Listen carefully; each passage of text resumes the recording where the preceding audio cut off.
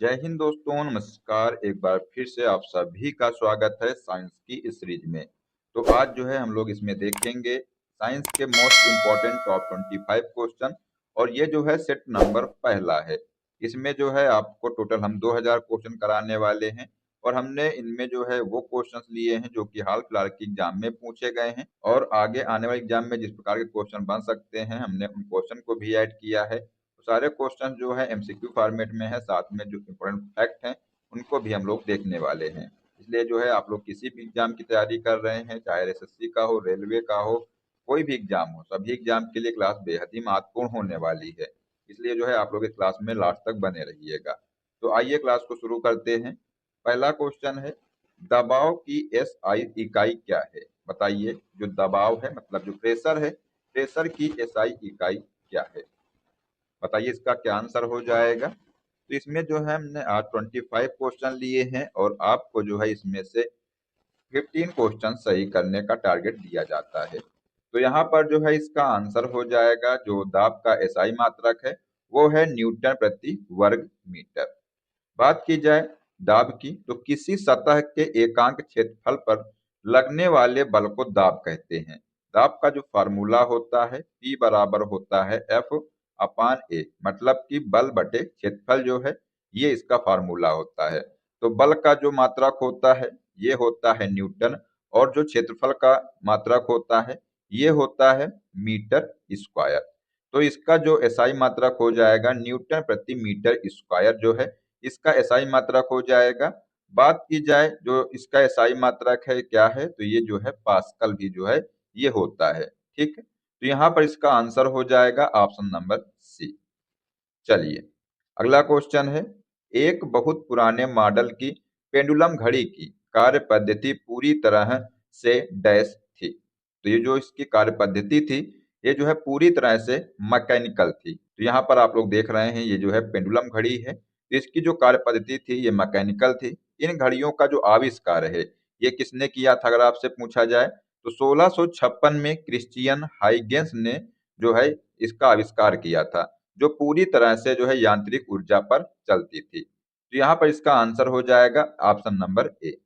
चलिए, तो दोस्तों अगर आप लोग चैनल पर पहली बार आए हैं, चैनल सब्सक्राइब कर लीजिएगा और जो बेल आइकन है उसको प्रेस कर लीजिएगा, जिससे कि सभी क्लास का अपडेट आपको मिलता रहेगा। ठीक है, चलिए अगला क्वेश्चन देखते हैं। पूछा गया है कि एक समतल दर्पण द्वारा बनाई गई छवि की विशेषताएं हैं। तो ये जो समतल दर्पण आप लोग यहाँ पर देख रहे हैं ये क्या है, तो ये जो है समतल दर्पण है। ठीक है, और इसके द्वारा जो बनाई गई छवि है इसकी विशेषताएं आपसे पूछा गया है। तो ये जो है ऑब्जेक्ट है, क्या है, तो ये जो है ऑब्जेक्ट है, और इसकी जो छवि बन रही है तो इस तरफ बन रही है। ठीक है, देख रहे हैं आप लोग, तो ये जो है समान आकार की है। ये जो ऑब्जेक्ट है इसकी छवि है ये कैसी बन रही है, समान आकार की बन रही है, सीधी बन रही है। मतलब इस जो ऑब्जेक्ट है ऐसा है तो ये भी जो है ऐसा है, सीधी बन रही है। लेकिन जो है ये पार्श्व तौर पर उल्टा है। पार्श्व उल्टा मतलब होता है कि इसका जो दाहिना हाथ है वो बाएं हाथ की तरफ हो जाएगा। तो ये जो है इसका जो पार्श्व उल्टा जो है ये बन रही है। ठीक है, और ये जो है आभासी बन रही है। ठीक है, तो यहाँ पर जो है इसका आंसर हो जाएगा ऑप्शन नंबर ए। समतल दर्पण यानी जो मिरर है, मिरर में प्रतिबिंब दर्पण के पीछे उतनी ही दूरी पर बनता है जितनी दूरी पर वस्तु सामने रखी होती है। ये आप लोग यहाँ पर ध्यान रखिएगा। तो यहाँ पर इसका आंसर हो जाएगा option number A. Next question है, तारे रात को आसमान में क्यों टिमटिमाते हैं? बताइए कि जो तारे जो है रात में आसमान में क्यों टिमटिमाते हैं? तो यहाँ पर आप लोग देख रहे हैं चित्र इसका, तो ये जो है नक्षत्र प्रकाश के वायुमंडलीय अपवर्तन के कारण जो है ये रात में टिमटिमाते हैं। पृथ्वी के वायुमंडल की विभिन्न परतों का जो घनत्व है ये बदलता रहता है, जिससे तारों का जो प्रकाश है लगातार मुड़ता यानी कि रिफ्रैक्शन रहता है। ठीक है, तो यहाँ पर जो है इसका आंसर हो जाएगा option number B. Next question है, 10 वोल्ट के विभवांतर वाले दो बिंदुओं के बीच 4 कूलाम के चार्ज को स्थानांतरित करने में कितना काम किया जाता है? तो यहाँ पर आप लोग देख रहे हैं जो विभवांतर है, विभवांतर बराबर होता है कार्य बटे आवेश होता है। और यहाँ पर जो है इसकी बात की गई है विभवांतर की, विभवांतर यहाँ पर दिया है कितना, तो 10 वोल्ट जो है दिया है। और यहाँ पर कार्य आपको निकालना है, और जो Q है मतलब जो आवेश है ये कितना दिया है, तो 4 कूलाम। जब इसका कार्य निकालेंगे हम तो ये जो है 10 गुणित हो जाएगा 4, तो यहाँ पर निकल कर आ जाएगा 40 जूल। ठीक है, तो यहाँ पर इसका आंसर हो जाएगा option number C. Next question है, अत्यधिक प्रतिरोध वाले चालक को क्या कहा जाता है? तो ये जो अत्यधिक प्रतिरोध वाला चालक है इसको जो है प्रतिरोधक कहा जाता है। बात करते हैं फैक्ट की, तो वे पदार्थ जो विद्युत धारा के प्रवाह में बाधा डालते हैं उन्हें क्या कहते हैं? तो उनको जो है प्रतिरोधक यानी कि रजिस्टर कहते हैं। ठीक है, तो यहाँ पर आप लोग ध्यान रखिएगा, यहाँ पर इसका आंसर हो जाएगा ऑप्शन नंबर सी। चलिए नेक्स्ट क्वेश्चन देखते हैं, विद्युत बल्ब में प्रकाश देने वाले पतले तार को डैश कहा जाता है? बताइए कि ये जो विद्युत बल्ब होता है इसमें जो प्रकाश देता है, आप लोग यहाँ पर देख रहे हैं जो ये चमक रहा है यही जो है प्रकाश दे रहा है, तो इस पतले तार को क्या कहा जाता है? तो इसको जो है फिलामेंट कहा जाता है। क्या कहते हैं? तो इसको जो है फिलामेंट कहा जाता है। बात करते हैं फैक्ट की, जो बल्ब का फिलामेंट है ये आमतौर पर टंगस्टन धातु का बना होता है। ये एग्जाम में क्वेश्चन कई बार पूछा गया है कि जो बल्ब होता है बल्ब का जो फिलामेंट होता है ये किस धातु का बना होता है? तो ये जो है टंगस्टन धातु का बना होता है, क्योंकि इसका जो गलनांक है ये बहुत अधिक होता है, इसलिए जो है इसको इस धातु का बनाया जाता है। तो यहाँ पर जो है इसका आंसर हो जाएगा ऑप्शन नंबर डी। ठीक है, चलिए अगला क्वेश्चन है, सिलाई मशीन के निरूपित किस्म के आविष्कार के लिए प्रथम अमेरिकी पेटेंट किसे प्रदान किया गया है? बताइए। तो ये जो है एलायस होवे को जो है ये प्रदान किया गया है। एलायस होवे ने 1846 में सिलाई मशीन का पहला अमेरिकी पेटेंट प्राप्त किया था। तो यहाँ पर इसका आंसर हो जाएगा ऑप्शन नंबर ए। अगला क्वेश्चन है, निम्न में से किस प्राणी ऊतक में चपटी कोशिकाएं होती हैं? बताइए कि किस प्राणी ऊतक में जो है चपटी कोशिकाएं होती हैं? तो ये जो है सल्की उपकला ऊतक में जो है चपटी कोशिकाएं होती हैं। इसको इंग्लिश में बोलते हैं स्क्वैमस एपिथेलियम। ठीक है, सल्की जो उपकला है इसकी कोशिकाएं पतली और चपटी होती हैं, जो फेफड़ों के वायु कोषों और रक्त वाहिकाओं में पाई जाती हैं। तो ये भी आप लोग फैक्ट ध्यान रखिएगा। तो यहाँ पर इसका आंसर हो जाएगा ऑप्शन नंबर सी।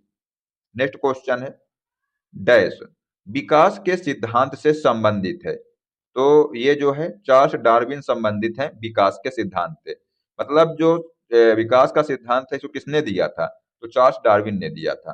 चार्ल्स डार्विन ने प्राकृतिक चयन के माध्यम से विकासवाद का सिद्धांत दिया था। ये फैक्ट भी आप लोग ध्यान रखिएगा। यहाँ पर इसका आंसर हो जाएगा ऑप्शन नंबर बी। अगला क्वेश्चन है कि मानव हृदय में फुफ्फुसीय शिरा डैश से जुड़ी होती है? बताइए क्या होगा इसका आंसर? ये जो फुफ्फुसीय शिरा है ये जो है किससे जुड़ी होती है? तो आप लोग यहाँ पर देख रहे हैं जो मानव हृदय है ये 4 भागों में बटा होता है। ठीक है, तो ये जो है ये दाहिना आइलिंद है और ये जो है बायां आलिंद है। इधर जो है ये दाहिना निलय है और ये जो है बायां निलय है। और आपसे पूछा गया है कि जो फुफ्फुसीय शिरा है, तो ये जो है फुफ्फुसीय शिरा है। ठीक है, ये जो है किससे जुड़ा है? तो आप लोग देख रहे हैं तो ये जो है बाएं आलिंद से जुड़ा है। किससे जुड़ा है? तो ये जो है बाएं आलिंद से जुड़ा है। ठीक है, तो यहाँ पर इसका आंसर हो जाएगा बायां आलिंद। फुफ्फुसीय शिरा जो है फेफड़ों से शुद्ध यानी कि ऑक्सीजन युक्त रक्त लेकर के बाएं आलिंद में पहुंचाती है। ठीक है, तो यहाँ पर जो है इसका आंसर हो जाएगा ऑप्शन नंबर ए। चलिए अगला क्वेश्चन देखते हैं, मस्तिष्क का कौन सा हिस्सा सांस लेने को नियंत्रित करता है? तो यहाँ पर जो मज्जा है इसको बोलते हैं मेडुला ऑब्लांगेटा। ये जो है सांस लेने को नियंत्रित करता है। मेडुला जो है हृदय गति, श्वसन और रक्तचाप जैसी अनैच्छिक क्रियाओं को नियंत्रित करता है। तो यहाँ पर जो है इसका आंसर हो जाएगा ऑप्शन नंबर सी। चलिए नेक्स्ट क्वेश्चन है, निषेचित अंडा युग्मनज डैश की परत में समाविष्ट हो जाता है? तो ये जो निषेचित अंडा है या जो युग्मनज है ये जो है गर्भाशय की परत में समाविष्ट हो जाता है। ये जो निषेचन है, निषेचन के बाद जो युग्मनज है गर्भाशय की दीवार से चिपक जाता है जिसे इम्प्लांटेशन कहते हैं। ठीक है, तो ये आप लोग फैक्ट ध्यान रखिएगा। यहाँ पर इसका आंसर हो जाएगा ऑप्शन नंबर डी।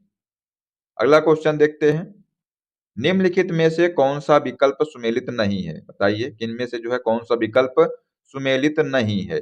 तो यहाँ पर जो मलेरिया है, मलेरिया का संबंध प्रोटोजोआ से है, तो ये सही है। खसरा जो है इसका संबंध जीवाणु से है, ये जो है सुमेलित नहीं है, क्योंकि जो खसरा है, खसरा जो का जो संबंध है ये जो है वायरस से है। किससे है? तो खसरा का संबंध जो है वायरस से है, मतलब विषाणु से है। ठीक है, तो ये जो है इसका आंसर हो जाएगा। टिटनेस जो है जीवाणु से संबंधित है, और जो टाइफाइड है इसका भी संबंध है जीवाणु से है। तो यहाँ पर जो है इसका आंसर हो जाएगा ऑप्शन नंबर बी। ठीक है, चलिए अगला क्वेश्चन देखते हैं। निम्नलिखित में से किस पौधे को ब्रायोफाइटा के वर्ग में शामिल किया गया है? बताइए इनमें से जो है किसको ब्रायोफाइटा के वर्ग में शामिल किया गया है? तो यहाँ पर जो है रिक्सिया, रिक्सिया को जो है ब्रायोफाइटा के संग में, यानी कि ब्रायोफाइटा के वर्ग में शामिल किया गया है। ब्रायोफाइटा को पादप जगत का उभयचर कहा जाता है, और जो रिक्सिया और जो मर्चेंटिया है इसके उदाहरण हैं। अगर एग्जाम्पल में भी दिया होता मर्जेंटिया, तो ये भी जो है इसका आंसर हो जाता। तो यहाँ पर इसका आंसर हो जाएगा ऑप्शन नंबर सी। अगला क्वेश्चन है, गार्ड कोशिकाएं किस प्रक्रिया में शामिल हैं? ये जो गार्ड कोशिकाएं हैं ये जो है किस प्रक्रिया में शामिल हैं? तो ये जो है वाष्पोत्सर्जन में शामिल हैं। पत्तियों के रंध्रों यानी जो स्टोमेटा है इसके खुलने और बंद होने को गार्ड कोशिकाएं ही नियंत्रित करती हैं। तो यहाँ पर आप लोग डायग्राम में देख रहे होंगे। ठीक है, तो यहाँ पर इसका आंसर हो जाएगा ऑप्शन नंबर सी। ठीक है, ये जो है ये गार्ड सेल है। ठीक है, आप लोग यहाँ पर देख रहे हैं ये कौन से सेल हैं? इन्हीं को बोलते हैं गार्ड कोशिकाएं। चलिए अगला क्वेश्चन देखते हैं, इसका आंसर हो जाएगा यहाँ पर option number A. Next question है कि एक पौधे में इनमें से क्या एक चीज बीज में परिवर्तित होता है? बताइए इनमें से जो है क्या एक चीज जो है बीज में परिवर्तित होता है? तो यहाँ पर इसका आंसर हो जाएगा जो बीजांड है, बीजांड जो है ये बीज में परिवर्तित होता है। निषेचन के बाद जो है बीजांड बीज बनता है और अंडाशय जो है फल में विकसित होता है। तो ये भी आप लोग ध्यान रखिएगा, अगर आपसे पूछा जाए कि फल में जो है विकसित क्या होता है, तो ये जो अंडाशय है ये जो है फल में विकसित होता है। तो यहाँ पर इसका आंसर हो जाएगा option number D. Next question है, भारत के मवेशी रोग निगरानी एवं पूर्वानुमान प्रणाली का नाम क्या है? तो इसका जो नाम है ये है बायोसेफ्टी लेबोरेटरी। ये जो बायोसेफ्टी लेबोरेटरी है ये पशु रोगों की निगरानी और उनके पूर्वानुमान के लिए काम करती है। तो यहाँ पर इसका आंसर हो जाएगा ऑप्शन नंबर सी। अगला क्वेश्चन है, वह विजातीय मिश्रण जिसमें विलेय के कण घुलते नहीं हैं बल्कि पूरे माध्यम में निलंबित बने रहते हैं डैश, ये क्या कहलाते हैं? तो ये जो है सस्पेंशन कहलाते हैं। याद रखिएगा इसको, ये जो है सस्पेंशन कहलाते हैं। सस्पेंशन के कण जो है आंखों में देखे जा सकते हैं, आप लोग यहाँ पर देख रहे हैं ये जो है सस्पेंशन है। इसके जो कण है ये आंखों में देखे सकते हैं और इन्हें छान कर अलग किया जा सकता है। तो यहाँ पर जो है इसका आंसर हो जाएगा ऑप्शन नंबर बी। अगला क्वेश्चन है, 1 ग्राम हाइड्रोजन में कितने अणु होते हैं? बताइए क्या होगा इसका आंसर कि 1 ग्राम जो हाइड्रोजन है इसमें कितने अणु होते हैं? तो इसमें जो है 3.01 इंटू 10⁻23 जो है ये अणु होते हैं। बात की जाए फैक्ट की, जो H2 है यानी जो हाइड्रोजन है इसका अणुभार कितना होता है? तो 2 ग्राम होता है। और 2 ग्राम में जो अवोगाद्रो संख्या है ये जो है 6.022 इंटू 10⁻23 अणु होते हैं। इसलिए जो है 1 ग्राम में यहाँ पर पूछा गया था, तो 1 ग्राम में जो है इसके आधे हो जाएंगे, तो 3.01 इंटू 10⁻23 जो है इसका राइट आंसर यहाँ पर हो जाएगा। ठीक है, option number D. Next question है कि पानी, तो बताइए दोस्तों जो पानी है इसका सूत्र क्या होता है? तो जो H2O है ये जो है इसका सूत्र होता है, इसके सापेक्ष आणविक द्रव्यमान की गणना करें। तो बताइए इसका आंसर क्या हो जाएगा? तो यहाँ पर आप लोग देख रहे हैं कि जो पानी है इसका जो सूत्र होता है H2O होता है, यानी कि हाइड्रोजन के 2 अणु होते हैं तो 2 हो जाएंगे यहाँ पर, प्लस जो ऑक्सीजन है इसका जो द्रव्यमान होता है ये होता है 16। तो ये कितना हो जाएगा आणविक द्रव्यमान इसका? ये हो जाएगा 18। ठीक है, तो यहाँ पर इसका आंसर हो जाएगा ऑप्शन नंबर बी। चलिए नेक्स्ट क्वेश्चन देखते हैं, निम्नलिखित में से किस तत्व का इलेक्ट्रॉनिक विन्यास 283 है? बताइए कि किस तत्व का जो इलेक्ट्रॉनिक विन्यास है ये जो है 283 है। तो यहाँ पर जो एल्युमिनियम है इसका जो इलेक्ट्रॉनिक विन्यास है ये जो है 283 है। कुल इलेक्ट्रॉन की बात की जाए तो 2, 8, 3 बराबर होते हैं 13 इलेक्ट्रॉन। और परमाणु क्रमांक जो है 13 किसका होता है, तो ये जो है एल्युमिनियम का होता है। तो यहाँ पर जो है इसका आंसर हो जाएगा ऑप्शन नंबर बी।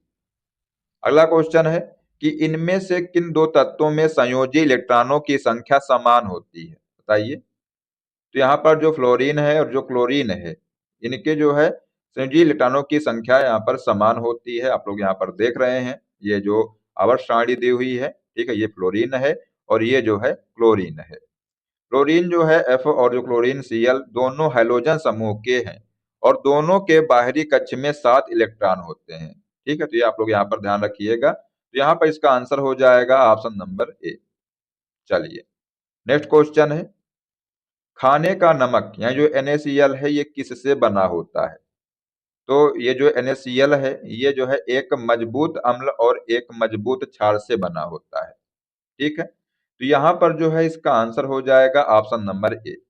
फैक्ट की बात करते हैं तो यह जो है हाइड्रोक्लोरिक एसिड HCl जो प्रबल अम्ल होता है और सोडियम जो हाइड्रोक्साइड है ये NaOH ये जो है प्रबल क्षार होता है। और जब ये दोनों प्रतिक्रिया करते हैं तो इससे जो है खाने का नमक बनता है, मतलब NaCl बनता है, ठीक है। यहाँ पर इसका आंसर हो जाएगा ऑप्शन नंबर ए। अगला क्वेश्चन है, धावन सोडा का सही सूत्र क्या है, बताइए। ये जो वाशिंग सोडा है इसका सूत्र यहाँ पर आपसे पूछा गया है, तो इसका यहाँ पर आंसर हो जाएगा, जो धावन सोडा है इसका सूत्र होता है Na2CO3.10H2O, ठीक है। जो सोडियम कार्बोनेट डेकाहाइड्रेट है इसी को जो है धावन सोडा कहते हैं। ये फैक्ट आप लोग ध्यान रखिएगा, एग्जाम में आ सकता है। तो यहाँ पर इसका आंसर हो जाएगा ऑप्शन नंबर ए। चलिए, तो ये जो है हमने आपको आज 25 क्वेश्चन करा दिए हैं। बताइए आप लोगों ने कमेंट बॉक्स में कि कितने क्वेश्चन सही किए हैं। चलिए अब आपको एक क्वेश्चन देते हैं। क्वेश्चन है, मानव शरीर की सबसे जो बड़ी हड्डी है ये कौन सी है। ऑप्शन है स्टेप्स, फीमर, टिबिया या ह्यूमरस। इसका आंसर तो आप लोग कमेंट बॉक्स में क्या होगा, देखते हैं कितने बच्चे जो है इसका सही जवाब दे पाते हैं। तो दोस्तों आशा करते हैं कि आप क्लास पसंद आई होगी, और अगर आपको क्लास पसंद आई तो इसको लाइक कर दीजिएगा, साथ ही अपने दोस्तों को शेयर कर दीजिएगा, और अगर आप लोग चैनल पर पहली बार आए चैनल सब्सक्राइब कर लीजिएगा और जो बेल आइकन है उसको प्रेस कर लीजिएगा, जिससे कि सभी क्लास का अपडेट आपको मिलता रहेगा। मिलते हैं नेक्स्ट क्लास में। जय हिंद, जय भारत, वंदे मातरम।